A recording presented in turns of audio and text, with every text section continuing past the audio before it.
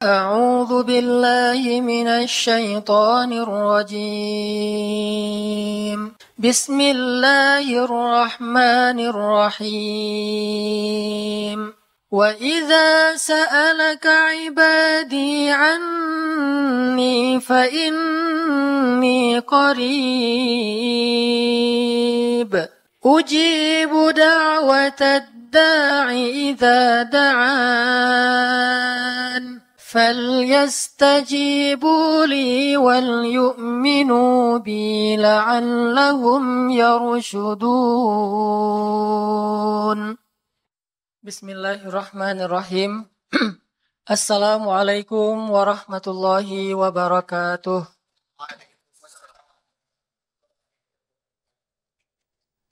Alhamdulillahirabbil alamin. Hamdan katsiran tayyiban mubarakan fih kama yuhibbu rabbuna wa yarda. Asyhadu an la ilaha illallah wahdahu la syarikalah wa asyhadu anna Muhammadan abduhu wa rasuluh. Allahumma salli wa sallim wa barik ala sayyidina wa habibina wa maulana Muhammad wa ala alihi wa sahbihi ajma'in. Rabbi syrah li sadri wa yassir li amri wa hlul 'uqdatam min lisani yafqahu qawli. Radina billahi rabba wa bi Muhammadin nabiyya wa bil islami dina. Teman-teman sekalian, malam ini kita akan bicara tentang bab teknis. Tapi masih tentang tema jomblo. Jadi ada seri jomblo nih untuk beberapa pertemuan ke depan. Kalau sebelum-sebelumnya saya ngomongin jomblo itu tentang motivasi, nyemangatin, memprovokasi. Gimana caranya biar kita hijrah status dari sendiri menjadi berdua, dari berdua menjadi bertiga. Bertiga di sini artinya punya anak. Jangan suudzon ya. Dari bertiga mudah-mudahan jadi satu kesebelasan. Ini hijrah status. Kalau sebelum-sebelumnya saya ngebahas dari bahasa motivasi, maka pada malam ini insya Allah kita akan membahas dengan bahasa teknis. How to. Gimana caranya mengubah status? Gimana caranya naik ke pelaminan? Tanpa modal. Kalau nggak berhasil tipsnya, uang kembali. Gimana caranya bisa nikah dalam waktu segera, tetapi benar-benar terjadi gitu. Jadi kita akan ngebahas secara teknis, how to, gimana cara mengupdate status, upgrade status, hijrah status dari jomblo fi sabilillah menjadi waja'alna lil muttaqina imama.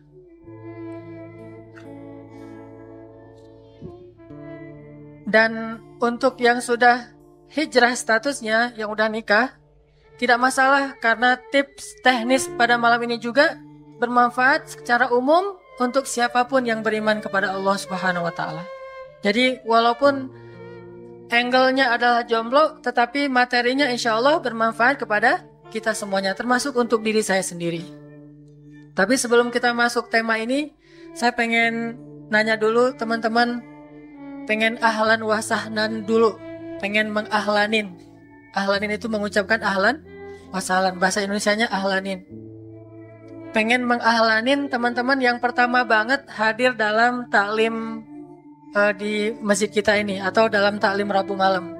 Boleh angkat tangan yang pertama? 1, 2, 3, 4, 5, 6, 7, 8, 9, 10. Wah 1000 ya, luar biasa. Banyak alhamdulillah. Terus teman-teman yang alhamdulillah pada malam ini bawa teman baru. Yang bawa teman baru. Yang bawanya bukan yang dibawa. Yang bawa, oh temannya di bawah apa di atas? Di bawah ya? Oh alhamdulillah kalau di bawah, kirain yang di atas. Maksudnya biar dengar sendiri gitu ya. Jadi ngebalance ilmunya. Jangan kita doang yang semangat, dia mah di atas gak semangat kan gitu ya. Jadi bawa ke pengajian, kita hadir juga yuk di Rabu malam talim. Kenapa? Enggak, biar kamu tahu aja kenapa aku selama ini pengen banget kita menyegerakan dan menghalalkan hubungan. Oh gitu, dia datang nih. Begitu dia datang, oh benar, ya udah besok aja deh gitu ya. Jadi salah satu tips teknisnya adalah ajak ngaji. Tapi bukan itu yang akan kita bahas. Tapi itu benar, penting banget. Kalau pengen sefrekuensi, kita calon pasangan kita, calon mertua kita, ajak ngaji aja dulu. Nggak usah ujuk-ujuk datang ngelamar. Nih kayaknya nih kepedean nih. Datang ngapain dek? Enggak pak, pengen silaturahim. Awalnya silaturahim. Udah gitu nanti pak ada pengajian bagus, luar biasa tuh pengajian dan ramai anak-anak muda. Siapa tahu kapan-kapan bapak kalau pengen kesana biar saya anterin. Nah di situ mulainya tuh, anterin. Udah aja gampang, kalau nggak punya kendaraan pakai Uber, pakai Grab, pakai Gokar kan banyak nih. Kita yang nguberin sendiri. Wah luar biasa nih ternyata dianggap kita mah punya kendaraan, ternyata nguber. Jadi udah punya teman sendiri kan banyak sekarang ya kalau yang driver Uber mah punya mobil. Kita pinjemin, bawa ke taklim TSM. Tapi nanti japri saya dulu. Ustadz malam ini calon mertua saya datang. Nah nanti saya akan kasih materi bagaimana Rasulullah kepada Ali. Jadi calling-callingan dulu deh. Saya kasih materi Rasulullah kepada Ali. Terus yang cerita Julaibib yang dulu. Gimana pemuka kaum itu menerima tawaran nikah dengan Julaibib karena Allah dan Rasul. Materi-materi tentang calon mertua yang soleh. Sehingga nanti pulang dari sini, dia nggak perlu di lama-lama nunggu. Langsung aja. Jadi gimana cerita kapan kita langsungkan menghalalkan kamu dengan si Neng. Jadi kita belum ngomong apa-apa, dia udah nembak nodong gitu kayak Said Al-Musayyib. Nanti saya akan cerita Said Al-Musayyib, Abdul Malik bin Marwan, cerita-cerita mertua-mertua soleh sepanjang sejarah Islam. Itu ada bab khusus, judulnya mertua-mertua soleh dalam sejarah Islam. Jadi ajak ngaji calon yang ceweknya juga gitu, pas dia dengar makin semangat kan. Kalau perlu nge-repost yang di Instagram yang cium istri pulang sholat Jumat, nah nge-repost atau nge-mention ke dia. Begitu dia dengar, wah jadi Kabita kan ya, pengen dicium pas pulang sholat Jumat. Jadi teknisnya salah satunya adalah ajak ngaji.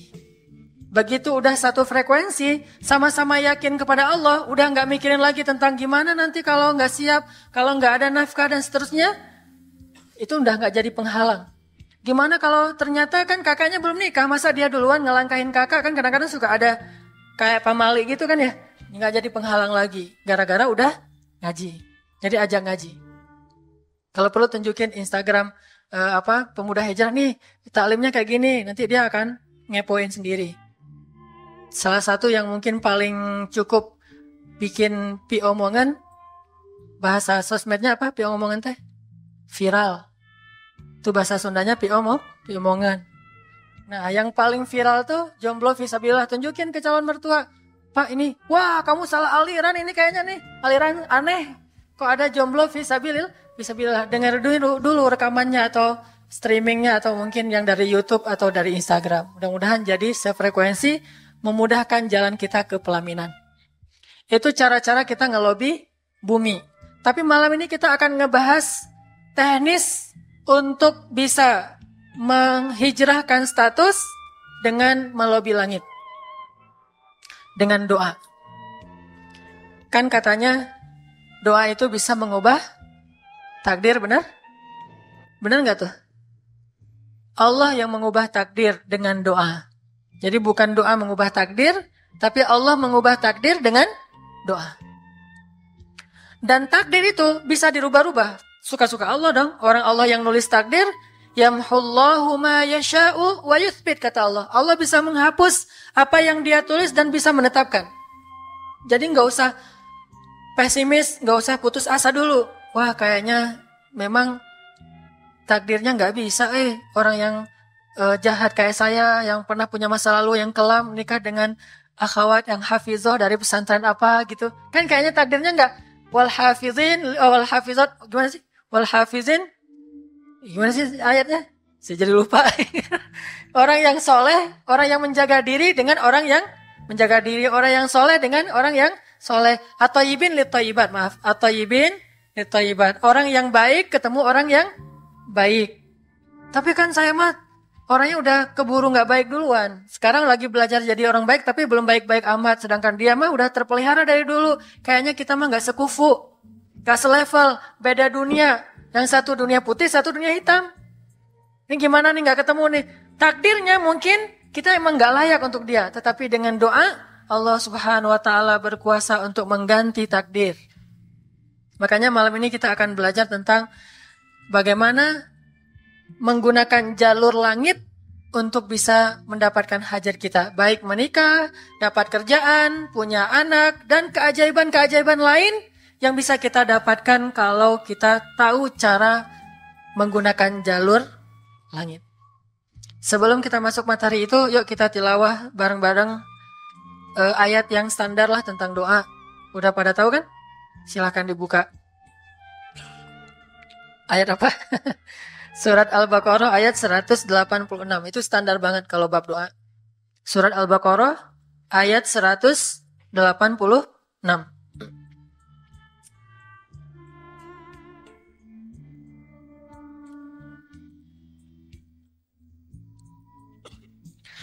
A'udzu billahi minasy syaithanir rajim. Enggak?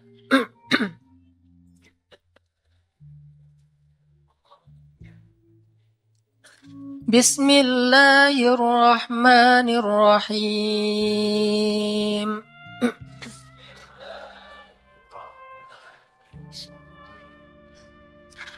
وَإِذَا سَأَلَكَ عِبَادِي عَنِّي فَإِنِّي قَرِيبٌ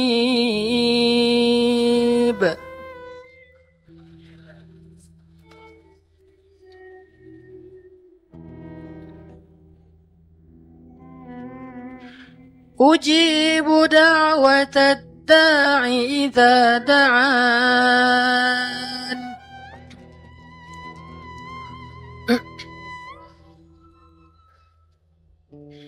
فَلْيَسْتَجِيبُوا لِي وَلْيُؤْمِنُوا بِي لَعَلَّهُمْ يَرْشُدُونَ.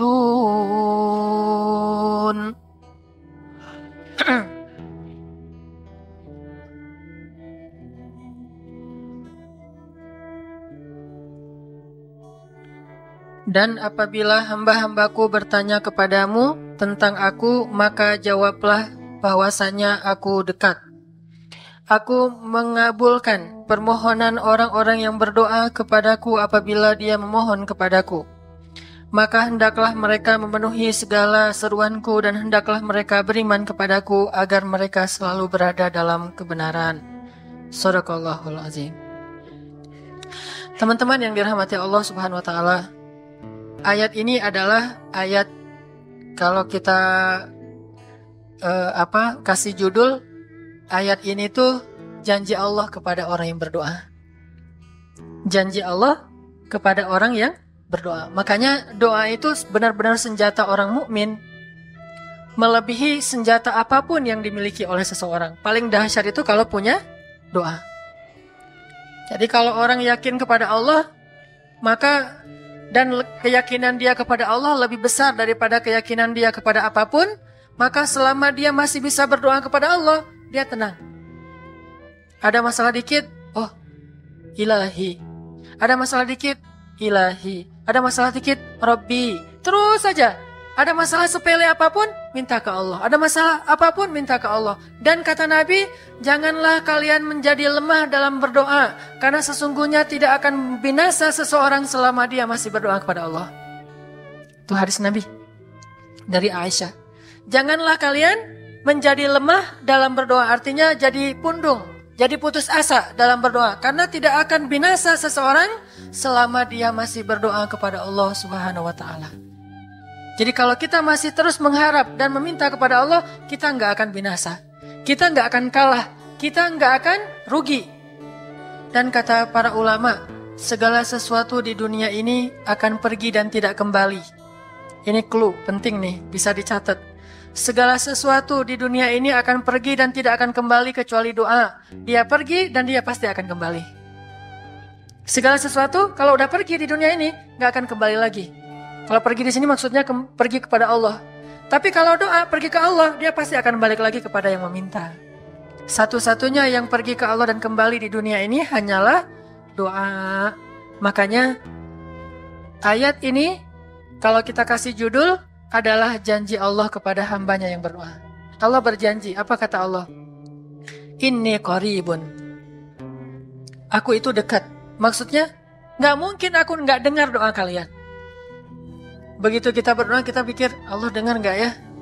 Jangan-jangan kok doa saya belum diijabah, kayaknya Allah nggak dengar yang kemarin, saya harus keraskan lagi suara saya. Enggak, ini qarib. Arti ini qarib, aku itu dengar banget apa yang kamu ucapkan. Nggak usah diucapkan, di dalam hati aja Allah udah dengar.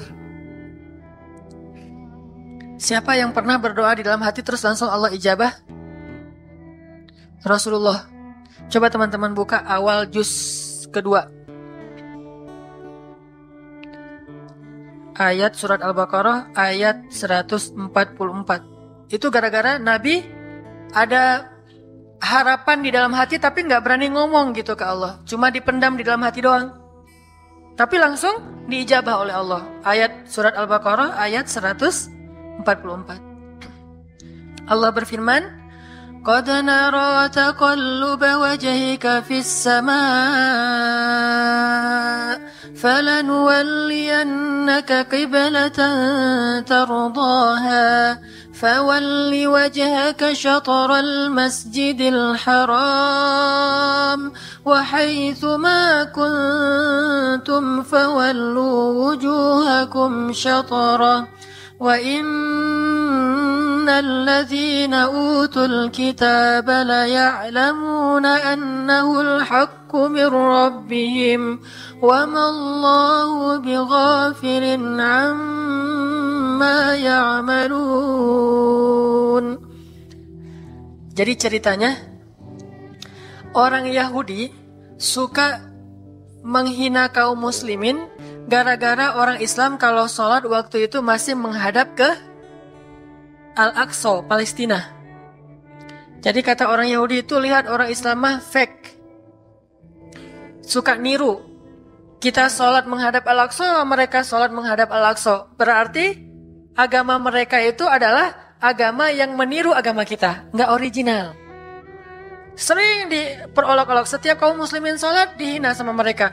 Akhirnya Nabi ngerasa sedih. Wah, gimana ya caranya? Sehingga setiap sore Nabi berdiri di suatu bukit, kemudian lihat ke langit. Cuman gak ngomong, gini aja ke langit. Membatin, bayangin. Pernah gak teman-teman membatin ke Allah? Ini yang harus kita coba lakukan. Belajar membatin kepada Allah. Itu romantis banget. Jadi duduk sendiri. Allah, ngomong gitu dalam hati. Dan yakinlah ini qarib, Allah tuh dengerin. Jangan pikir saya kayak ngomong sendiri, kayak orang kurang waras. Enggak, Allah itu mendengar. Jadi kita batin aja sama Allah, ngomong dalam hati.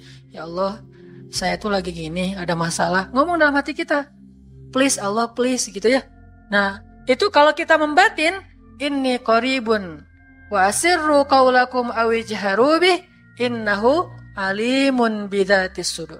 Jadi Nabi nggak enak mau ngomong, ya Allah tolong dong pindahin kiblat dari Masjidil Aqsa ke Masjidil Haram. Soalnya daripada dikata-katain melulu sama orang Yahudi, mau ngomong kayak gitu tuh nggak enak sama Allah. Malu Rasul ke Allah. Masa kiblat aja minta dipindahin. Akhirnya Nabi cuma ngelihat ke langit aja tiap hari. Udah selesai pulang. Besok lihat lagi ke langit. Turunlah ayat ini. Sesungguhnya kami telah melihat bagaimana kamu selalu menengadahkan wajahmu ke langit. Maka kami palingkan kiblat ke arah yang kamu sukai. Coba lihat. Turun wahyu untuk merespon doa Nabi yang bahkan belum diverbalkan. Belum diucapkan dengan kata-kata tapi Allah udah ngerespon. Gimana caranya biar kita bisa kayak gitu? Melihat seorang cewek cantik, kayaknya kerudungnya soleha gitu ya. Kuliahnya di UIN misalnya. Atau di pesantren mana gitu. Ternyata pas kita tanya-tanya ke teman-teman kita, oh dia tuh lagi belajar Al-Quran di masjid. Sekarang lagi hijrah banget. Bahkan udah hafal juz amma, juz 30. Masya Allah. Terus dalam hati, aduh ini kayaknya cocok menjadi ibu bagi anak-anak saya. Wih. Tapi dalam hati kan gak berani ngomong nih. Tiba-tiba dapat berita, dia masih jomblo juga loh, belum ada apa-apa, nggak ada ikatan sama siapa-siapa. Oh gitu, membatin lagi, ya Allah, bisa nggak ya saya datang ke rumah dia? Tiba-tiba kita ngelewat, ketemu dia lagi benerin motor, lagi parkir motor depan rumah dia. Si Neng itu ternyata rumahnya di sini. Ternyata tetangga. Ada aja jalan tuh Allah mempertemukan. Allah tahu isi hati kita. Bisa nggak caranya sespontan itu? Gampang. Pengen sesuatu, Allah kasih. Padahal kita belum minta. Ini kan keajaiban doa nih. Cuman kita seringnya ngerasa udah minta berkali-kali kok nggak dikasih-kasih. Kita belajar sekarang. Rasul nggak usah minta pakai verbal, cuman membatin doang dalam hati, Allah udah ngasih. Pernah nggak teman-teman ngerasa kayak gitu? Ada kepengen sesuatu, tiba-tiba terwujud. Pernah kan? Tapi kepengennya yang baik-baik. Pengen misalnya, aduh, saya pengen banget umroh. Cuman mau ngomong kayak gitu mah, saya mah orangnya kayaknya nggak mungkin bisa umroh kalau ngandalin harta. Orangnya nggak mampu, kerjanya juga pas-pasan. Gimana mau umroh, untuk makan aja susah. Tapi pengen banget dalam hati kita. Dan itu rindunya tuh rindu banget. Setiap kali ngelihat video atau tayangan di TV tentang umroh dan haji, menitikkan air mata. Saking kangennya ke Baitullah. Allah tahu itu dalam hati kita. Tiba-tiba ada jalan. Ada aja jalannya. Dan bisa dikasih sedekah, bisa juga hadiah, bisa juga door prize, bisa juga macam-macam. Pokoknya ada jalan aja, tiba-tiba bisa umroh. Dan saya sering banget membawa orang umroh. Di antara jamaah itu selalu ada 1 atau 2 orang yang umrohnya itu miracle, keajaiban dari Allah. Ketika saya cari tahu alasannya apa, ternyata emang dia dari dulu pengen banget umroh. Cuman gak bisa ngandelin hartanya, Allah kasih jalan yang lain. Bukankah Allah itu memampukan yang diundang, bukan mengundang yang mampu? Kan itu yang sering kita dengar kan? Allah tidak mengundang yang mampu, tetapi memampukan yang diundang. Kalau udah Allah undang, pasti mampu. Kalau Allah nggak ngundang, walaupun dia mampu nggak akan bisa. Jadi Allah bukan mengundang yang mampu, tetapi memampukan yang diundang. Sehingga kita kalau hati kita kayaknya pantas diundang, Allah undang tuh. Begitu juga dalam urusan rezeki. Aduh, saya pengen kerjaan yang kerjaannya itu lebih halal, lebih nyaman, bisa sholat berjamaah tepat waktu, ada waktu juga buat keluarga, bisa juga berdakwah ke teman-teman. Akhirnya membatin kita itu karena kuat banget, Allah wujudkan. Ini artinya Allah qaribun, Allah maha dekat. Sehingga kalau kita pengen doa kita itu powerful, belajar dari as-siqah billah. Tips pertama adalah as-siqah billah. Percaya deh sama Allah. Percaya sama Allah. Jangan berdoa dengan ragu-ragu. Kayak kita datang kepada seseorang untuk minjem duit, tapi kita ragu. Dia nih kayaknya orangnya susah kalau dipinjemin. Kalau minta dipinjemin gitu. Ini saya lagi ada masalah dikit nih. Boleh minta bantu nggak? Apa? Gimana ya ngomongnya? Susah ngomongnya tuh ragu-ragu gitu kan ya? Akhirnya kita ngomongnya tuh nggak enak, nggak nyaman, membuat dia juga ngasih ke kita juga ragu-ragu. Akhirnya nggak nyaman tuh hubungan kita sama dia. Tapi kalau kita yakin banget sama dia orangnya baik, kalaupun dia nggak ngasih dengan cara yang kita minta, kita yakin bahwa dia tuh pasti akan nolong kita. Sehingga kita akan curhat masalah kita itu dengan tulus, bahwa kita punya masalah kayak gini-gini, bukannya kita mau minta-minta, cuman sifat dari manusia itu saling tolong menolong. Kita beritahu masalah kita dan kita yakin dia pasti akan nolong kita. Kalau nggak bisa ngasih duit, dia akan minta tolong kepada orang lain yang mungkin bisa membantu kita. Dia akan ngasih link, dia akan memediasikan kita. Oh, aduh maaf ya, saya juga lagi sekarang lagi butuh uang. Ini lagi nabung-nabung juga, sama kita mah lagi sama-sama pengen hijrah status. Cuman nih saya kenal ada temen nih yang dia alhamdulillah orangnya tuh suka banget bantu orang lain. Mungkin saya bisa merekomendasikan, saya bisa bantu kamu, ayo kita jalan bareng, ngomong sama temennya. Pokoknya kita yakin dia bisa nolong. Nah kalau kita yakin, percaya sama Allah, Allah itu gak butuh perantara. Allah bisa nolong kita dengan cara apapun. Walaupun takdirnya udah ditulis, kamu tuh gak akan punya istri sampai meninggal dunia. Ya Allah, masa gitu sih? Gak akan punya istri. Ya Allah, tapi gimana, masa saya mau hidup sendiri terus? Kamu gak akan punya istri, kata malaikat teh. Ini orang doanya katakan malaikat dengerin doa kita ya. Kalau di hati malaikat nggak tahu, tapi kalau di lisan kita doa, ya Allah beri saya seorang suami yang benar-benar bisa mendidik agama saya. Kata malaikat, Neng ganti doa yang lain aja tuh Neng. Itu mah takdirnya udah ditulis, Neng nggak akan punya suami. Kata malaikat. Kita mah walaupun malaikat ngomong gitu, biarin aja. Ya Allah, Engkau Maha Rahman, Maha Wadud, Engkau bisa mengubah takdir. Kata malaikat, ya juga sih. Cuman takdirnya udah ditulis Neng. Ya Allah, terus aja tiba-tiba tok, assalamualaikum, waalaikumsalam. Ayahnya nemuin, ternyata pas kita nguping dari kamar, wah itulah calon pangeran kita yang datang untuk melamar kita, calon raja, calon imam. Malaikat heran-heran, wah subhanallah nih, si Neng ini gak putus asa dalam meminta. Kita juga gitu, doa aja terus. Walaupun takdirnya sudah ditulis, karena Allah bisa mengubah takdir lewat doa dan harapan. Masih ingat cerita seorang ibu di zaman Nabi Musa dulu? Yang datang kepada Nabi Musa bilang, ya Nabi Allah, ya Kalim Allah, saya nggak punya anak, udah tua kayak gini, bisa nggak ya? Saya minta tolong Nabi Musa doa kepada Allah supaya saya punya anak. Kata Nabi Musa, bisa aja sih, nggak apa-apa ibu. Ya udah saya doain, ya Allah, ini ada ibu minta anak. Kata Allah, ya Musa bilang ke dia nggak akan punya anak, itu sudah takdirnya. Kata Nabi Musa, ibu maaf, udah ada jawaban nih dari Allah. Gimana ya Nabi Musa? Allah bilang takdir ibu nggak akan punya anak. Oh gitu ya, ya udah deh pulang. Sampai di rumah, ya Rahim, ya Rahim, doa aja terus. Besok datang lagi, karena dia pengen tahu kabar dari langit. Nabi Musa itu bisa bicara ke langit. Ya Nabi Allah, saya mau tahu nih, kira-kira Allah sudah memperkenalkan belum ya permintaan saya? Permintaan apa? Pengen punya anak. Tapi kan kemarin udah, kata Allah takdirnya nggak akan punya anak. Ya coba aja dulu sekali lagi, siapa tahu sudah mau. Sekarang Allah memperkenankan. Wah ini benar-benar dia husnuzan sama Allah. Sikoh, percaya sama Allah. Nggak percaya kepada yang lain, percaya sama Allah aja. Nabi Musa karena udah terus aja direngekin minta gitu. Nabi Musa bilang, ya Allah, ini ada ibu yang kemarin, gimana dong ya Allah? Kata Nabi Musa, kata Allah, ya Musa, takdirnya dia nggak akan punya anak. Bilang sama dia, ibu, udah terima aja takdir ibu nggak akan punya anak. Oh iya, ulang lagi, ya Rahim, terus aja sepanjang malam, sepanjang hari doa. Berhari-hari datang lagi kepada Nabi Musa, ya Nabi Allah, udah berubah belum? Udah mau belum Allah ngasih saya anak? Kan udah kemarin takdirnya, tapi coba lagi sekali lagi aja. Nabi Musa minta lagi ke Allah, kata Allah masih yang sama, pulang lagi, nggak datang-datang lagi ke Nabi Musa. Setelah beberapa bulan, datang-datang bawa bayi. Assalamualaikum, udah semangat sekarang, beda gitu ya. Kalau dulu, Assalamualaikum, melas gitu ya. Sekarang, Assalamualaikum, Nabi Musa. Kata ibu, ibu yang kemarin? Ya, itu siapa? Anak saya. Anak ibu? Anak kandung maksudnya? Bukan nyuri. Nggak, anak kandung saya ini Nabi Musa. Wah, Nabi Musa nggak wah sih, subhanallah kalau Nabi Musa. Kalau saya mah wah gitu ya. Kalau Nabi Musa, Masya Allah. Nabi Musa tanya ke Allah, ya Allah, itu ibu yang kemarin katanya takdir nggak akan punya anak, kok bisa punya anak? Ceritanya gimana Allah? Ceritain dong, saya kok nggak update gitu informasinya. Kata Nabi Musa. Allah ngasih update. Kata Allah, Musa, setiap kali aku bilang dia nggak akan punya anak, dia terus berdoa dengan menyebut ya Rahim, ya Rahim. Allah itu kan senang banget dipuji dan Allah lebih berhak untuk dipuji. Kalau kita senang dipuji nggak baik. Kalau Allah senang dipuji emang punya hak untuk dipuji kan? Allah senang dipuji.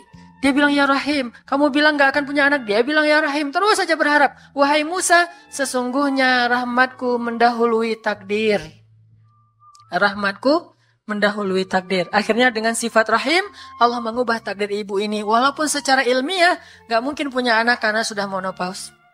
Tetapi Allah yang memiliki kekuasaan atas segala sesuatu. Makanya syarat pertama kalau kita mau doa kita benar-benar powerful, ngaruh dalam hidup kita, percaya deh sama Allah, gak usah ragu. Allah pasti akan mengijabah doa kita. Insya Allah nanti kita lanjutkan setelah sholat Isya.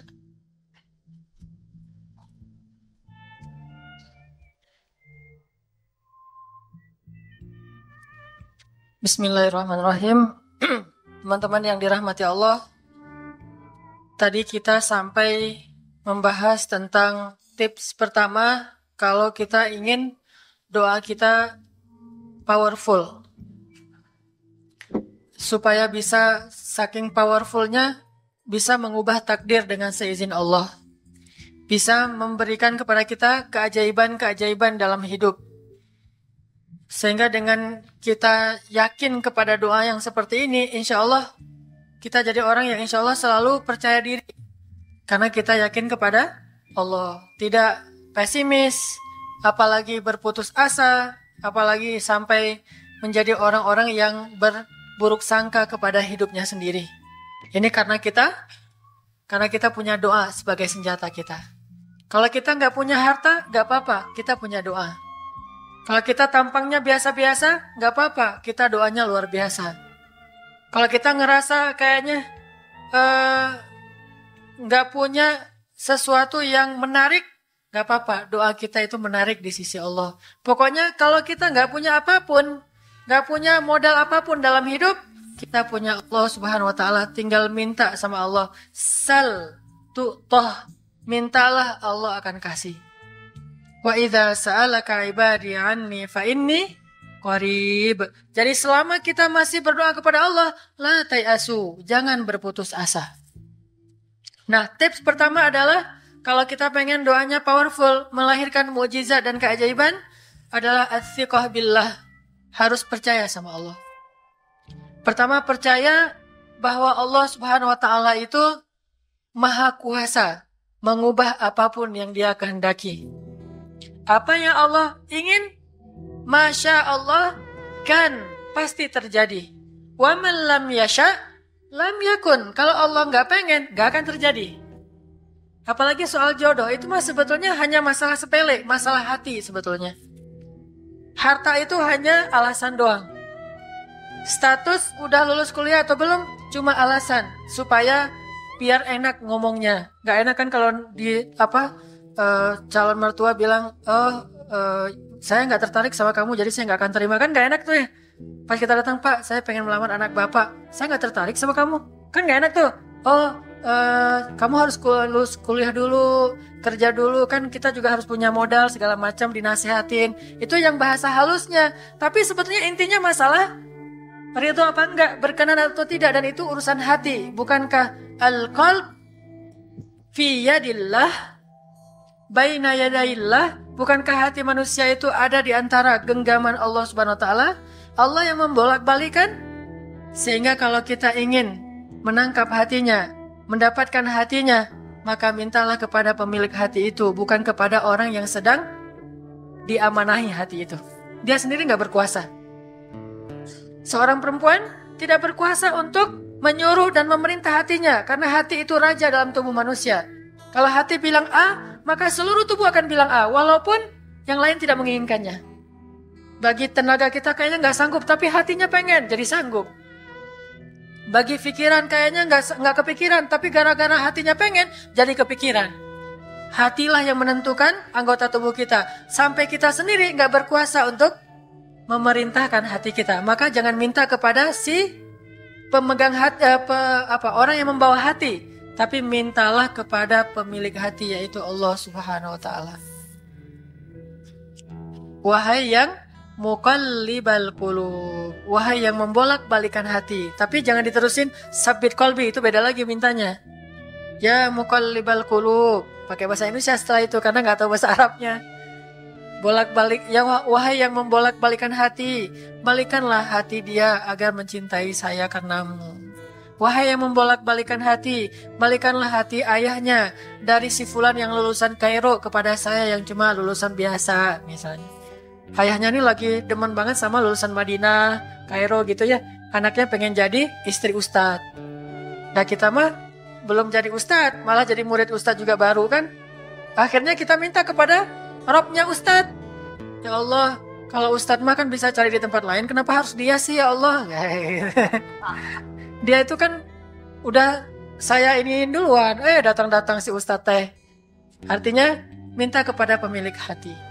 Dengan ats-tsiqah billah, percaya sama Allah. Kedua, ats-tsiqah billah itu juga artinya kita harus belajar percaya Allah itu emang senang kalau kita banyak-banyak minta. Jangan suudzon sama Allah terus bilang, nggak enak banyak minta, amal saya sedikit, mending saya beramal aja nggak usah banyak minta. Jangan memperlakukan Allah seperti kita memperlakukan makhluk. Orang kalau kita banyak minta, dia akan kesulitan. Lama-lama dia akan merasa terganggu. Tapi Allah kalau nggak diminta, dia marah. Manusia kalau kita minta banyak-banyak, dia marah.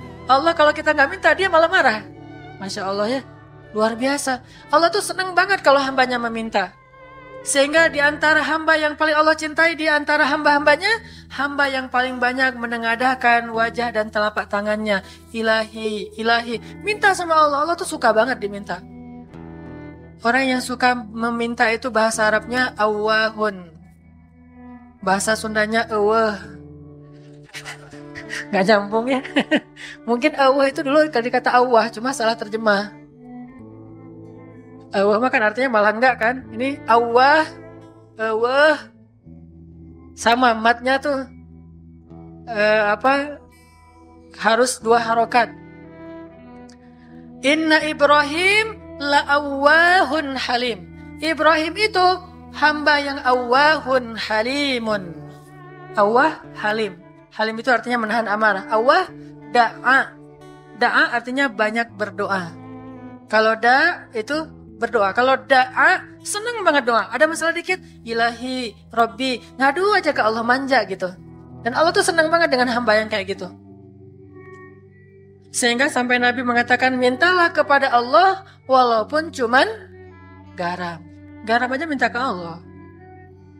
Sepele banget masalah kita. Ya Allah, mudah-mudahan nanti nggak macet ya. Minta sama Allah. Kok macet ya Allah? Ya biar kita sabar. Udah tahu jam macet, berangkatnya telat gitu ya. Jangan salahin Allah. Tapi bilang, biasakan kita tuh komunikasi sama Allah dengan manja. Ya Allah, mudah-mudahan saya bisa jawab ujiannya. Udah belajar sih ya Allah, cuma nggak tahu kan semuanya di tanganmu. Minta ke Allah. Bismillahirrahmanirrahim. Makan ya Allah, ini rezeki darimu. Makasih ya, makan. Kalau bahasa lainnya makasih, alhamdulillah. Alhamdulillahilladzi at'amani hadza wa razaqanihi min ghairi haulin minni wala quwwah. Hafal tuh? Kalau nggak hafal, udah aja bismillah lah. Alhamdulillah gitu. Bismillah ya Allah, Masya Allah nih rezeki darimu. Udah selesai makan, udah sendawa gitu. Alhamdulillah, Allah baik banget. Ngomong sama Allah, sering-sering komunikasi sama Allah. Dan Allah itu wa huwa ma'akum aina ma kuntum. Dia bersama kalian dimanapun kalian berada. Bersama ya, bukan ada. Kalau ada itu beda. Allah di mana-mana itu beda. Tapi Allah bersama kalian itu artinya Allah melihat, Allah mendengar, Allah menyaksikan, Allah mencatat, Allah maha menilai bersama kita. Kalau ada, dia bertempat. Sehingga nanti kalau ada anak bilang, "Mah, Allah di mana?" Allah ada di mana-mana, Dek. Ntar dia malah karena cerdas, kalau gitu di WC juga ada, kan nggak boleh kan? Ini jawaban yang keliru, kurang filsafat. Allah itu bukan ada di mana-mana. Allah bersama kita dimanapun kita berada. Itu beda. Kalau bersama, ma'iyah, artinya Allah melihat, menyaksikan, mendengar, menghargai, dan terus memelihara dimanapun. Sehingga nggak usah khawatir bahwa ini mah nggak di masjid, nggak apa-apa. Selama bukan di tempat yang najis, seperti di kamar mandi atau di mana yang tempat-tempat yang nggak boleh, kita itu mah nggak. Tapi yang di tempat yang umum, di pasar, di jalan, lagi di kendaraan, di dalam masjid, di luar masjid, Allah, ilahi, Rabbi. Kalau perlu lebih manja lagi, pakai irama dikit. Allah, gitu. Wah, kayak orang manggil temennya gitu. Atau kita miss call Allah dulu. Ya Allah, udah nggak ngomong apa-apa. Itu miss call. Miss call Allah. Ngapain miss call? Caper. Kangen sama Allah. Allah, gitu lagi. Itu zikir kan? Allah, kata Allah, ada apa hambaku? Allah lagi, terus aja Allah. Di miss call berkali-kali, pas Allah buka, wah 100 miss call. Allah 100 kali zikir. Udah 100 kali miss call, Allah yang telepon balik. Ada apa hambaku? Wah, ditelepon sama Allah. Lewat kejadian-kejadian hidup, tiba-tiba ada kejutan dari Allah. Langsung bilang sama Allah, thanks Allah. Kan romantis tuh sama Allah. Jangan cuma sama cewek doang bilang thanks, segala macam bahasa-bahasa yang keren. Sama Allah juga harus keren. Tapi setelah thanks, alhamdulillah, karena itu yang paling baik. Intinya harus percaya sama Allah. Allah tuh senang banget didoain. Kita berdoa kepadanya gitu. Allah tuh senang. Terus makna percaya sama Allah juga, kita percaya bahwa Allah itu nggak akan ngecewain orang yang berdoa. Ujibu da'watad da'i idza da'an. Aku pasti mengijabah doa hamba-hamba yang berdoa kepadaku. Enggak usah khawatir, pasti diijabah. Tapi kok masih belum aja Ustadz? Nah, kita harus belajar. Apa itu makna diijabah? Jangan-jangan Allah udah mengijabah, kita nggak ngerti. Kayak ada analogi tentang orang yang tenggelam, terus dia meninggal sambil menuduh Allah. Allah kok nggak nolong saya? Bukankah aku sudah mengirim pelampung? Jadi pelampung itu cara Allah menolong kita. Kita berharap ditolongnya tiba-tiba selamat aja di pantai. Nggak kayak gitu. Allah punya cara. Sehingga kita harus belajar memahami maksud Allah. Allah maksudnya apa?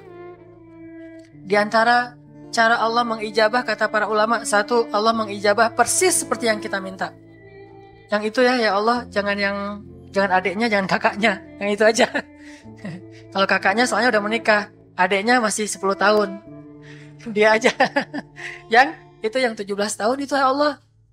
Yang lagi 17 apa?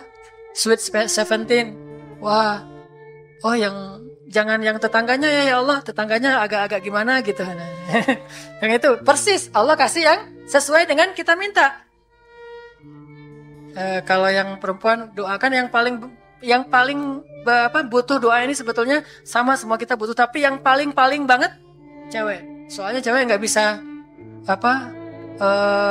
datang kepada laki-laki mencari datang lebih duluan, nggak bisa. Dia pasif. Kalau kita kan aktif nih, datang gagal 100 kali datang aja terus. Kita mah semangat kan ya. Cewek mah sekali gagal kan bahaya untuk dia tuh, jadi trauma gitu. Aduh, pas kita datang nggak usah dibukain pintu deh. Kenapa? Takut gagal lagi yang kayak kemarin gitu. Kenapa gagal kemarin? Soalnya akhirnya dia mendua.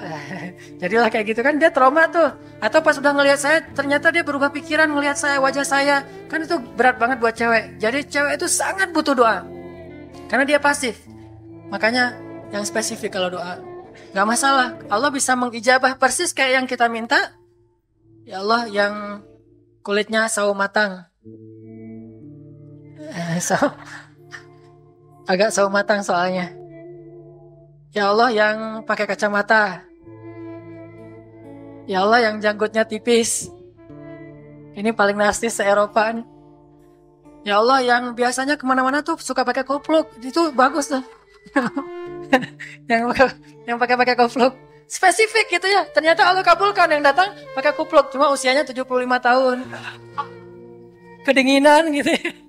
Kupluk orang kedinginan. Artinya Allah bisa mengijabah persis yang kayak kita minta. 2, Allah mengijabah yang lebih baik dari yang kita minta. Pakai kupluk tapi ternyata rambutnya setengah, gimana kan? Dia pakai kupluk karena ternyata di sini ada helipad misalnya kan ya. Akhirnya dikasih yang nggak pakai kupluk tapi rambutnya keren. Dikasih yang lebih baik dari yang kita minta. Lebih soleh, lebih soleha, lebih taat kepada Allah, lebih setia. Mungkin yang kita minta kok nggak itu yang dapat, nggak masalah. Pokoknya Allah pasti ngasih yang terbaik buat kita. Ternyata yang terbaik buat kita nggak pernah terfikirkan oleh kita. Dialah yang kelak akan menjadi pendamping kita. Yang penting doa itu nggak disia-sia. Nggak mungkin Allah mengecewain kita lewat doa. Yang ketiga, Allah kalau nggak ngasih persis, ngasih yang lebih baik, dikasih di akhirat. Bahkan itu lebih keren daripada di dunia. Kok di akhirat sih? Ntar dulu. Akhirat itu jaraknya gak jauh dengan kita. Cuma 60 tahun. 60 tahun tuh cepet banget loh. Sekarang rata-rata usianya berapa? Bahaya kalau nanya usia. Kalau saya udah setengah. Udah 30-an tahun. Teman-teman pasti masih 17 ya.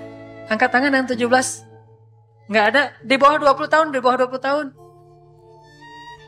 Yang di atas 40. Gue gak berani ngangkat tangan. Ada sih. Artinya waktu 60 tahun itu gak lama, sebentar doang. Jadi analoginya gini. Kita lagi kuliah, pengen nikah. Terus kita naksir sama seorang cewek cantik banget. Dan saking cantiknya sampai kita cuma bisa bermimpi. Wah, saking cantiknya kayaknya gak mungkin banget buat kita. Tiba-tiba ayahnya bilang, "Dek, kamu senang sama anak saya?" "Yang mana Pak?" Masih nanya yang mana, takutnya yang tadi kebalik. Ini yang lagi yang lagi kuliah yang namanya si Fulanah misalnya. Sebutlah namanya Nisa apa gitu ya. Terus dia bilang, "Boleh, Bapak setuju kamu nikah sama anak saya, tapi ditunda dulu sampai kamu lulus kuliah." Kita seneng gak tuh? Sampai lulus kuliah, nggak apa-apa. Masa kita mau bilang, nggak mau Pak kalau lulus kuliah, mending nggak usah deh, saya mau yang sekarang. Pasti nggak gitu kan? Karena kita tahu ini cantik banget, keren banget, soleha banget, idola banyak cowok-cowok di kampus, dikasih buat kita. Syaratnya cuma satu, tunggu lulus kuliah 4 tahun lagi. Pasti kita akan sabar banget menanti itu. Nggak mungkin kita bilang, "Pak, Bapak kalau nawar yang serius dong, 4 tahun mah lama tuh Pak." Marah-marah gitu. Itu ke Allah tuh gitu. Kalau Allah bilang tenang aja, kalau nggak dikabulkan di dunia, dikabulkan di akhirat. Sok di akhirat boleh milih malah coba. Nih ya ada hadisnya ya. Maaf yang di atas, ini hadis bukan kata saya. Kata Nabi, seseorang yang mampu menahan amarahnya ketika dia marah, maka nanti di padang mahsyar, di akhirat, Allah akan memilihkan untuk dia istri bagi yang dia ridhoi. Jadi dikasih misalnya 100 orang bidadari, kita tinggal pilih. Datang satu persatu, melihat, oh nggak yang ini deh. Sampai 100 nggak dapat ya Allah, ada yang lain nggak gitu. Saking idealisnya. Cantik-cantik semua sih Allah, cuman ada satu lagi yang saya berharap ada pada Allah. Maha tahu kan, pengennya kita dikasihlah yang terbaik. Itu bisa milih, dan di akhirat itu by the way ada wedding loh. Yang nggak ada pre-wed, itu nggak ada. Kalau weddingnya tuh ada. Jelas hadis tentang bagaimana Allah menikahkan hamba-hambanya di dalam surga. Dan by the way lagi nih, by the way Baswe, di akhirat itu kita akan punya anak, punya keluarga, punya keturunan. Cuman maaf untuk akhwat nggak perlu hamil. Begitu pengen punya anak, punya anak. Jadi nggak nunggu 9 bulan, wahnan ala wahnin, bersusah payah. Nggak ada tuh. Pengen punya anak, langsung punya anak. Pengen punya berapa? 100 ya Allah, 100 langsung berjajar. Saya mah nggak usah banyak-banyak, 1 ke 11-an aja ya Allah. 11 langsung. Ada striker, ada wing, ada... Langsung punya anak. Akhirat itu, semua yang kita harapkan yang baik-baik itu Allah sediakan. Dan hadis tadi salah satunya adalah hadis keutamaan orang yang halim. Orang yang mampu menahan amarah. Begitu juga perempuan. Ada seorang perempuan paling mulia di muka bumi, tapi dia jomblo sampai meninggal. Siapa dia, akhwat? Maryam. Apakah di akhirat Maryam tetap sendiri? Tidak. Di akhirat Allah akan berikan suami terbaik untuk Maryam. Allahu alam. Walaupun ada hadis, dan hadis ini agak dhaif, cuman bisa jadi inspirasi, Maryam akan menjadi salah satu di antara istri Nabi SAW. Tapi Allah alam, yang jelas, nggak ada di surga itu jomblo, itu udah nggak ada. Ditulis di pintu surga, jomblo dilarang masuk. Syarat masuk surga itu punya pasangan. Kalau nggak punya pasangan di dunia, Allah kasih itu pasangan di akhirat. Dikasih sama Allah. Tenang aja, tinggal pilih. Wah, di dunia cuma susah milih, udah susah milih, nggak dapat lagi ya. Ternyata dia nggak senang sama kita. Di akhirat, semuanya senang. Pilih aku dong. Semuanya ngomong kayak gitu. Coba bayangin, cewek-cewek cantik ada 100 orang bilangin, aku aja. Coba. Dan mereka semuanya mulia. La yamassunna belum pernah disentuh qasiratut tarfi. Gimana? Lam yamsashunna insung qablahum. Tuh, saking semangatnya jadi nggak hafal ayatnya.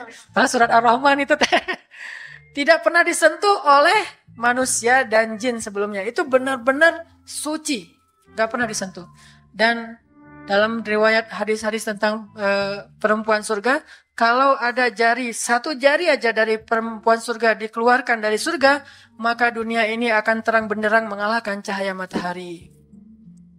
Seandainya nafas perempuan surga itu keluar dari surga, maka bumi ini akan harum semuanya. Kemana kita pergi kok harum? Ada parfum apa ini? Nafas cewek surga. Bayangin, nafas cewek surga aja lebih harum daripada semua parfum di bumi. Gak pengen. Jadi masih, saya mah sedih jomblo udah usia segini. Gak masalah, dikasih di akhirat. Yang penting doa aja. Minta sama Allah, ya Allah, ya Allah, ya Allah. Miss call Allah yang banyak. Sering-sering miss call Allah. Jadi ini tips pertama adalah percaya deh sama Allah, gak usah khawatir. Allah itu senang didoain. Allah itu maha kuasa sehingga bisa mengubah takdir. Allah itu juga pasti mengijabah doa kita. Kalau nggak persis kayak yang kita minta, dikasih yang lebih baik atau nanti ditunda di akhirat, dan insya Allah itu tidak lama. Walaupun banyak orang yang bilang bisa nggak Ustadz dunia dan akhirat. Itulah kita ya, pengen dunia dan juga akhirat. Kalau gitu nikah aja, insya Allah jadi bidadari dunia dan akhirat. Yang kedua, tips supaya doa kita powerful. Kalau doa sama Allah itu yang romantis. Bahasa Arabnya munajat. Curhat sama Allah. Dan doa itu ibadah, bukan sekedar permintaan, bukan cuma request, tapi ibadah. Jadi kalau orang rajin doa sama Allah itu akrab sama Allah. Dan kalau akrab jadi romantis sama Allah. Enak gitu, hubungannya dengan Allah tuh adem banget, nyaman banget. Pas dia berdoa, Ilahi, gini ngomong. Kayak Nabi Zakaria yang tadi di surat Maryam, pas sholat rakaat kedua. Apa kata Zakaria? Ini bentuk curhatnya Zakaria. Qala rabbi inni wahana al-'azmu minni washta'ala ar-ra'su shayba wa lam akun bidu'aika rabbi syaqiyya. Nabi Zakaria doa romantis, suaranya pelan. Wadhkur fil kitab dzikru rahmati rabbika 'abdahu Zakaria idz nada rabbahu nidaan khafiyya. Nidaan khafiyya. Zakaria tuh kalau doa tuh lirih banget suaranya. Lembut banget. Jadi duduk sendiri, Ilahi ya Allah. Bersenandung seperti Nabi Daud. Romantis sama Allah, bukan ya Allah, itu mah doa khusus untuk perang, itu mah doain Palestina, doain Suriah, itu harus tegas. Kayak Nabi kalau berdoa itu dengan menelunjuk. Kadang Nabi mengangkat tangan, kadang Nabi mengangkat kedua tangan sampai tinggi, kadang Nabi nggak mengangkat tangan, kadang Nabi memakai telunjuk. Semuanya itu sunnah. Dan kita saling debat masalah, oh nggak boleh angkat tangan. Kadang Nabi mengangkat tangan, kadang Nabi tidak mengangkat tangan, kadang Nabi malah menunjuk gini. Kalau urusannya bab perang, biasanya gini. Ya Allah, bukan nyuruh Allah ya. Beda kesannya nelunjuk Arab dengan nelunjuk Indonesia. Kalau Arab, ngapain lo nunjuk-nunjuk gue? Kan gitu ya. Kalau Allah mah nggak kayak gitu. Allah pakai bahasa Arab, jadi pakai filsafat Arab. Nelunjuk itu maknanya sangat berharap dan tegas gitu. Jadi kita doa pelan. Ya ilahi, inni wahana al-'azmu minni washta'ala ar-ra'su shayba wa lam akun bidu'aika rabbi syaqiyya. Ya Allah, tulang saya udah lemah, rambut saya sudah beruban semuanya, tidak ada satu helai pun yang hitam. Tapi saya belum pernah berputus asa dari berdoa kepadamu ya Allah. Ini namanya curhat. Wa inni khiftul mawaliya min warai. Ya Allah, saya takut banget kalau saya meninggal tidak ada yang meneruskan dakwah saya, sedangkan Bani Israel itu mudah tergelincir. Fahabli min ladunka waliya. Ya Allah, beri saya seorang anak. Walaupun istri saya sudah mandul, tapi saya terus berharap kepadamu ya Allah. Ya Allah, please gitu. Waj'alhu rabbi radiyya. Ya Allah, jadikan anak itu yang sangat engkau ridhoi. Minta Nabi Zakaria ke Allah. Tiba-tiba dapat kejutan. Ya Zakaria, inna nubashiruka bi ghulam. Wahai Zakaria, bergembiralah, kamu akan punya seorang anak laki-laki. Itu hasil curhat ke Allah. Langsung Allah kasih nama. Ismuhu Yahya lam naj'al lahu min qablu samiyya. Namanya Yahya, kata Allah. Jangan cari lagi di Google. Udah ada namanya tuh, nggak perlu lagi nyari di googling gitu nama yang bagus apa gitu kan ya. Lagi serius-serius. Ismuhu Yahya, itu sebaik-baik nama. Namanya datang dari langit. Ismuhu Yahya lam naj'al lahu min qablu samiyya. Belum pernah ada anak sesoleh dia di muka bumi. Wah, ini first nih, anak paling soleh. Terus kata Allah, wahananan, anaknya lemah lembut. Wa zakatan, anaknya suci. Wa taqiyya, anaknya bertakwa. Namanya Hanan At-Taqi. Itu mah doa ya, bukan GR. Karena saya juga belum bertakwa. Hanya Allah yang tahu siapa yang paling bertakwa. Terus apalagi sifatnya? Wa barram biwalidayhi, anaknya sangat berbakti kepada orang tua. Allah kasih spesifikasi anak yang Allah pengen ngasih ke Zakaria. Itu luar biasa sifat-sifatnya. Wa barran biwalidayhi, gak pernah nyakitin orang tua. Walam yakun jabbaran asiyya, gak pernah berlaku kasar, tidak pernah bermaksiat, gak pernah berdosa tuh Yahya. Wassalam, Allah menjaga dia. Wassalamun alaihi yauma wulida, Allah jaga dia ketika dia lahir. Wa yauma yamutu, ketika dia wafat. Wa yauma yub'atsu hayya, ketika dia dibangkitkan. Wah, ini dijamin dunia akhirat sama Allah. Hasil munajat. Allah kasih kejutan yang paling istimewa. Makanya bermunajatlah kepada Allah. Ya Allah, titikan air mata, ngomong sama Allah masalahnya apa. Ya Allah, saya pengen nikah banget. Bukan apa-apa ya Allah, saya pengen punya keturunan yang soleh-soleha. Saya pengen sholat berjamaah waktu tahajud. Saya pengen diimami oleh seorang imam yang baik bacaannya, yang soleh. Saya pengen mendidik anak saya berdua dengan pasangan saya. Saya pengen yang baik-baik sebutin. Pengennya kita hajar kita itu apa? Cuman ya Allah, saya kurang modal. Ngomong Allah kayak gitu. Nggak apa-apa pakai gaya-gaya kita sendiri. Gaya Sunda, gaya apa, bebas lah. Ya Allah kurang modal banget, gimana nih ya Allah? Tapi kan engkau maha kaya ya Allah. Bilang gitu. Dan Allah akan mengatakan, lihat hambaku memujiku. Kan kayak kita bilang, Alhamdulillahirrabbilalamin. Allah bilang, hambaku memujiku. Ar-Rahmanir-Rahim. Hambaku mengagungkanku. Maliki yaumiddin. Hambaku gimana sih hadisnya tuh? Kan gitu kan ya. Allah merespon setiap ucapan hambanya. Jadi kita bilang, tapi kan engkau maha kaya ya Allah. Oh iya benar. Cuman saya belum juga nemu siapa calonnya ya Allah. Nah, tapi kan engkau maha tahu ya Allah. Oh iya. Nanti Allah tiba-tiba dalam mimpi disebutin gitu. Wah, jelas spesifikasinya, wajahnya kayak gini, senyum-senyum ke kita di dalam mimpi gitu ya. Terus kasih kartu nama. Pas kita bangun ternyata kartu namanya ada di tangan kita. Cie, kayak di film.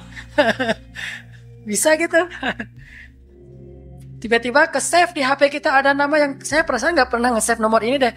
Malaikat yang nge-save. Itu semuanya mukjizat dari Allah. Nggak usah khawatir. Allah punya cara. Tadi mah walaupun herai, tapi sebetulnya pesannya adalah Allah itu punya banyak cara untuk menolong hambanya. Tidak usah kita atur gimana caranya. Bukan kita yang mengatur caranya. Kita hanya bermohon kepada Allah. Allah yang punya sekian banyak cara. Allah bisa pakai cara ilmiah, bisa cara yang tidak ilmiah, bisa cara yang berlawanan dengan ilmiah. Ilmiah itu kan ciptaan Allah. Jadi jangan mengukur dengan logika kita. Tapi mengikhtiar dengan logika kita harus. Kalau ikhtiar harus ilmiah. Tapi kalau iman gak perlu ilmiah. Sakit, ikhtiarnya ke dokter. Tapi yakinnya gak boleh yakin sama dokter. Ikhtiarnya seilmiah mungkin. Tapi imannya gak boleh ilmiah, rabbaniyah. Allah berkuasa dengan ilmiah, tanpa ilmiah, bertentangan dengan ilmiah. Allah bisa menciptakan seseorang dari ayah dan ibunya, bisa tanpa ayah tapi punya ibu doang seperti Isa. Atau bisa gak punya ayah, gak punya ibu seperti Adam. Allah bisa menciptakan onta dari induknya, bisa keluar dari batu seperti untanya Nabi Soleh. Allah maha kuasa, makhluk tidak kuasa. Minta sama Allah dengan harapan-harapan yang indah, munajat. Ini sekarang coba kita dengar bagaimana munajatnya Nabi ketika pulang dari Taif. Nabi itu kan sedih banget pulang dari Taif. Luar biasa dihinanya oleh orang-orang Taif. Di antara penghinaan orang Taif yang masih terekam oleh sejarah itu, orang Taif mencemooh Nabi dengan mengatakan, emangnya benar kamu itu, emangnya benar Allah mengangkat kamu jadi Nabi? Itu dihina gitu. Muhammad, beneran gitu Allah mengangkat kamu jadi Nabi? Kayak gak ada orang lain, kata orang Taif. Terus ada lagi yang bilang, Muhammad, kalau kamu itu seorang nabi, saya tidak berani ngomong sama kamu, nanti saya terkutuk. Tapi kalau kamu bukan nabi, pendusta, ngapain juga saya ngomong sama kamu? Jadi mending gak usah ngomong aja daripada ngomong dengan pendusta. Intinya dia gak mau ngomong sama nabi, tapi meracau. Dia bilang, kalau kamu nabi, kalau saya berdebat kamu, saya akan dikutuk. Kalau kamu bukan nabi, berarti kamu pendusta. Ngapain juga saya berdebat sama kamu, menghina. Ada yang bilang, hei Muhammad, pergi kamu, jangan dekat-dekat dengan kampung kami. Disuruh anak kecil mengusir Nabi, bayangin. Bagi orang semulia Rasulullah diusir oleh anak kecil, dikejar-kejar pakai batu kerikil dilemparin, itu luar biasa, berat banget perasaan beliau. Sama anak kecil, sama perempuan, sama budak-budak. Yang laki-lakinya tuh hanya bersorak di belakang. Perempuannya bagi orang Arab dihina oleh perempuan, itu luar biasa penghinaannya. Makanya di Mesir, pengalaman saya ketika di Mesir, orang Mesir itu paling takut sama cewek. Di pasar kalau ada ibu-ibu yang belanja, Mang, bungkusin yang ini. Dibungkusin. Nggak jadi deh, yang itu aja. Bungkus lagi. Kayaknya, nggak jadi yang itu aja. Sampai 3 kali, si emangnya nggak boleh marah. Kenapa? Cewek. Itu di Mesir tuh. Kalau di kita, wah, udah habis itu. Nggak usah, cewek yang sebaya. Ibu-ibu aja bisa dihina di kita kan ya, nggak menghormati orang tua. Kalau di Mesir, perempuan apalagi yang udah usia orang tua itu sangat dimuliakan. Naik bus gitu, ada ibu-ibu orang Mesir kan gede-gede tuh, naik bus, dia naik bus aja, naik damri gitu susah. Akhirnya barang-barangnya pada diambil sama orang-orang di dalam, dia naik sendiri. Bismillah, masya Allah, gitu-gitu orang Mesir teh kalau lagi naik damri. Pas udah di atas, semua orang berdiri mempersilahkan dia pilih tempat duduk yang mana. Itu budaya yang mungkin di Singapura juga, pas saya ke Singapura kayak gitu. Tapi kok di Indonesia agak-agak jarang nih. Sering ada laki-laki muda duduk di halte atau di mana tempat-tempat umum, sementara di sebelahnya ada ibu-ibu yang gendong anaknya, tapi nggak ada tempat duduk. Di mana rasa malu dan rasa penghargaan terhadap perempuan. Makanya kalau sampai seorang ribut dengan perempuan di tempat umum, itu di Mesir aib banget. Jadi kalau kita ramai sama seorang cewek atau seorang ibu-ibu di tempat umum, pasti orang-orang Mesir akan marahin kita, nggak marahin dia, walaupun dia yang salah. Ya aib kata orang Mesir. Hei, aib jangan kayak gitu, aib jangan kayak gitu. Tapi kalau kita berantemnya sesama laki-laki, dia akan bilang sallu ala nabi, selawatlah kepada nabi. Kayak gitu cara mendamaikan pertengkaran di Mesir. Dan menurut survei kecil-kecilan saya, orang Mesir itu paling sering bertengkar di bus kalau lagi bulan puasa, lapar soalnya. Itu sering banget, asal bulan puasa rame di bus. Wah, orang Mesir kan suaranya kencang ya, kayak singa gitu. Wah, rame di jam 2 orang. Akhirnya yang lain bilang, sallu ala nabi. Langsung, sallallahu alaihi wasallam. Lagi. Tapi dia sempat salawat dulu. Kalau di kita kan, apaan sih? Nggak ada hubungannya juga, nggak nyambung, keles gitu. Kalau di Mesir mereka paham. Kalau dibilang nabi, langsung mereka menghargai sallallahu alaihi wasallam. Terus marah lagi. Ya amin, sallu ala nabi, sallallahu alaihi wasallam. Lagi. Kadang-kadang saking marahnya, sallu ala nabinya sambil marah, sallallahu alaihi wasallam. Saya bilang juga. Jadi sampai ada yang bertengkar 2 orang disikapin dengan bijak. Orang Mesir kalau marah tuh suka bilang keledai. Ya Ahmar, wahai keledai gitu. Terus yang orang bijak ini kayaknya educated dosen gitu, kayaknya dia bilang, emangnya ada keledai selain engkau di sini? Terus dia bilang, nggak ada. Ada. Apapun jawabannya salah. Memangnya ada keledai selain kamu di sini? Kalau dia bilang nggak ada, berarti emang kamu sendiri. Kalau dia bilang ada, berarti kamu juga keledai. Cerdas ya, luar biasa nih di Mesir. Saya dapat banyak luar biasa pengalaman. Intinya apa? Perempuan yang mengusir Nabi di Taif, perempuan, anak-anak, budak. Coba gimana perasaan Nabi? Itu benar-benar nelangsa banget, sedih banget. Begitu turun dari Taif, Nabi SAW kemudian istirahat, habis dikejar-kejar dari pagi sampai sore di kebun kurma. Nabi lagi istirahat, terus Nabi berdoa. Nih doanya saya bacain ya. Wahai Robku, kepada engkaulah aku adukan kelemahan tenagaku dan kekurangan daya upayaku. Wahai Robku, engkaulah yang maha rahim, engkaulah pelindung orang-orang yang lemah. Engkaulah penciptaku. Kepada engkau aku berserah diri ya Allah. Kepada musuh, kepada siapa engkau akan menyerahkanku ya Allah? Kepada musuh yang akan mencelakaiku, atau kepada keluarga yang akan membantu urusanku. Tapi apapun itu, tidak ada keberatan bagiku, asal engkau tidak marah kepadaku. Mau diserahin ke musuh, gak apa-apa ya Allah. Mau diserahin kepada keluarga juga gak apa-apa. Yang penting kau gak marah ya Allah.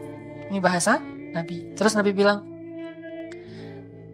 sedangkan kasih sayangmu maha luas bagiku. Aku berlindung dengan cahaya wajahmu yang mulia, yang menyinari langit dan menerangi segala yang gelap. Dan atasnya lah teratur segala urusan dunia dan akhirat. Dari engkau menimpakan atas diriku kemarahanmu. Aku berlindung dari kemarahanmu ya Allah.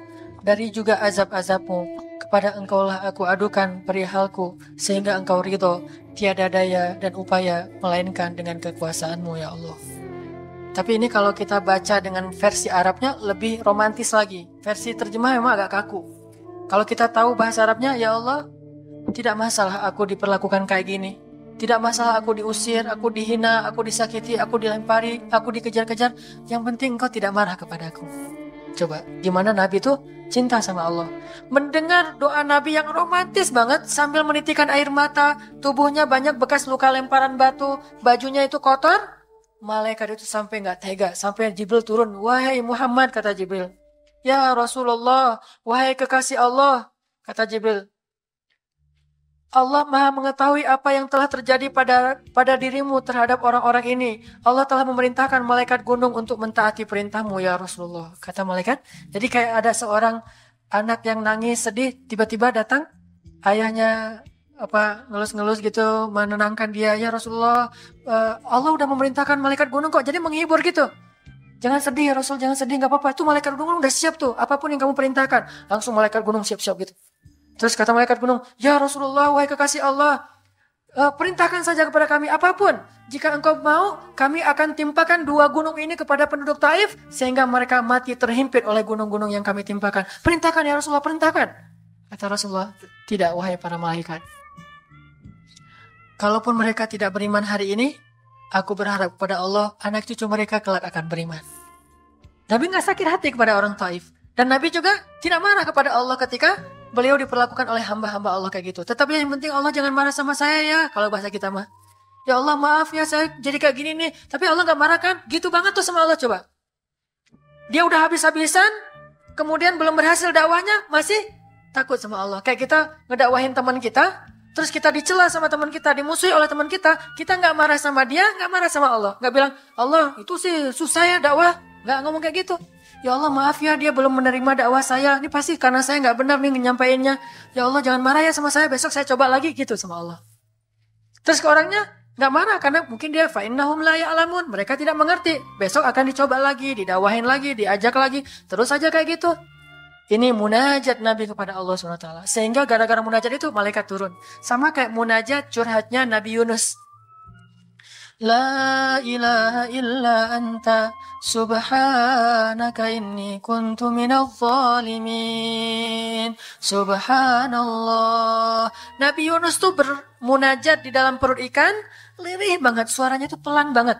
Tapi suara yang pelan itu menggetarkan arasy Allah Subhanahu wa taala.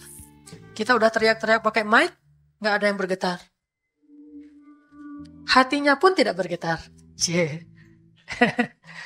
Kita udah puisi panjang lebar, ngarang puisi semalaman gak tidur mikirin puisi gitu ya. Udah dikirim sama dia, biasa aja dia paling cuma nge-like doang.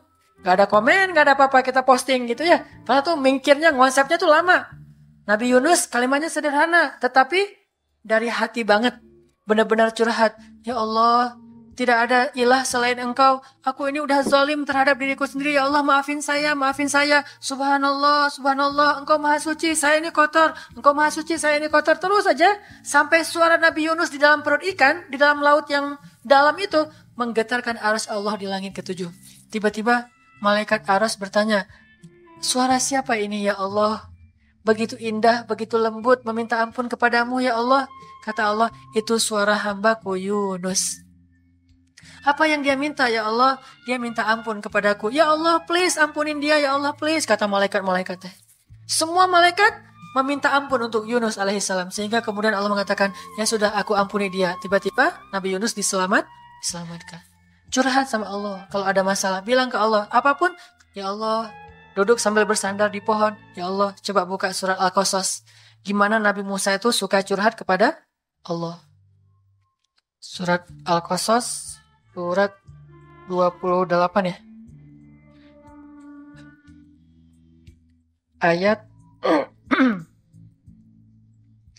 nih ya. Ayat 16 coba.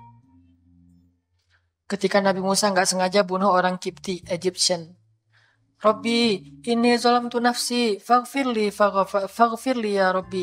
Ya Rabbi, saya tuh udah zalim, maafin saya ya Allah, ampuni saya. Ada masalah dikit, ngomong ke Allah. Habis ada kesalahan, ngomong ke Allah. Terus dia bilang lagi, Rabbi ayat 17, bima an'amta alayya falan akuna zahiran lil mujrimin. Ya Allah, janganlah engkau jadikan aku termasuk orang-orang yang berdurhaka atau berbuat dosa. Udah. Terus ada masalah lagi. Nabi Musa diusir dari Mesir, dikejar-kejar sama tentara Firaun di ayat 21. Apa kata Musa? Rabbi, najjini minal qaumiz zalimin. Ya Rabbi, selamatkan saya dari orang-orang yang zalim. Ngomong lagi ke Allah. Udah Nabi Musa pergi sekarang. Kemana perginya? Dari Mesir ke Yordania, Madian kalau bahasa dulu. Pergi tuh. Begitu pergi ke Madian, bilang lagi ke ayat 22. Asa Rabbi ayyahdiyani sawa asabil. Mudah-mudahan Allah kasih saya jalan ya. Ya Allah, tunjukin dong saya jalan harus kemana nih. Saya nggak tahu harus kemana larinya. Allah tunjukin. Jalan sampai ke Madian. Begitu udah selesai adegan menolong 2 orang perempuan yang sedang memberi minuman ternak, Nabi Musa capek kan? Udah seharian jalan, kemudian kurang makanan, sendiri, nggak jelas asal negeri yang beliau tuju. Akhirnya beliau bersandar di sebuah pohon di ayat 24. Terus beliau mengatakan, Rabbi, inni lima anzalta ilayya min khairin fakir. Ya Allah, saya butuh banget kebaikan darimu ya Allah. Saya sekarang lapar, saya haus, saya nggak punya tempat tinggal. Saya sangat butuh kepada kebaikan darimu. Bilang ke Allah, tiba-tiba habis doa kayak gitu, datanglah cewek itu dengan malu-malu kan. Ayat berikutnya, ternyata cewek itu adalah bakal jadi istri Musa. Jadi kalau ada apa-apa bilang ke Allah. Gak sengaja ngelihat Instagram, oh ada yang cantik, Rabbi, yang ini nih, yang saya gak sengaja gitu. Tapi jangan dikepoin ya, dan jangan terlalu lama ngelihatnya, sekilas saja. Atau minimal kalau nggak yang ini, yang kayak gini, ya Allah, ya Allah, gitu. Ngomong nanti ketika selesai sholat. Makanya banyak-banyak doa sama Allah. Dan yang romantis, yang lembut, banyak-banyak berzikir. Jadi sebelum doa itu tasbih dulu. Tasbihnya dengan bahasa yang kita nyaman. Subhanallah, subhanallah boleh. Atau dinyanyikan juga nggak masalah dengan suara yang baik. Bukankah Nabi menyuruh kita menghiasi Al-Quran itu dengan suara kita? Dan diantara isi Al-Quran adalah zikir. Kita bisa bilang Subhanallah, Subhanallah, Subhanallah. Coba kayak gitu malam hari sendiri. Pasti orang yang lewat dekat rumah kita bakalan lari gitu ya, dikirain ada suara. Malam hari zikir di kos-kosan gitu, pada teman-teman pada kabur semuanya. Dikirain ada yang gentayangan. Subhanallah, Subhanallah, Subhanallah. Jadi kalau teman-teman bersiullah dengan zikrullah. Daripada kita bersiul dengan lagu-lagu yang misalnya hanya irama biasa kan ya. Saya udah gak hafal ya lagu-lagu terbaru. Yang dulu-dulu mah yang saya tahu paling kau hancurkan hatiku, hancurkan ya. Nah gitu aja bersiulnya di mobil. Kau hancurkan hatiku. Mending kita Subhanallah, Subhanallah, Subhanallah, Subhanallah, Subhanallah, Subhanallah. Biasain aja bersiul dengan nama Allah. Itu namanya miss-callin Allah. Sehingga nanti Allah akan melihat, wah ada hambaku nih menyebut-nyebut nama aku kan, di miss-call tuh caper dulu. Udah gitu baru ya Allah, baru minta sama Allah. Jadi kalau kita mau munajat, mau romantis, mau curhat sama Allah, sebut nama Allah, agungkan kebesaran Allah, berselawat kepada kekasih Allah yaitu Rasulullah sallallahu alaihi Sayyidina Muhammad. Mau pakai Sayyidina mangga, enggak pakai Sayyidina mangga, yang penting jangan ribut bab Sayyidinanya. Mau doa aja, nggak ada tuh Sayyidina, rame kan? Gak berdoa ada jadi debat kan ya? Komen, udah aja nggak apa-apa masalah. Mau pakai Sayyidina, mangga nggak pakai Sayyidina juga nggak masalah, tergantung mazhab. Ada yang nyaman harus pakai Sayyidina karena saya cinta sama Rasulullah. Ada yang nyaman saya justru karena cinta sama Rasulullah nggak mau nambah-nambah kayak gimana Nabi mengucapkan aja, mangga. Yang penting salawat.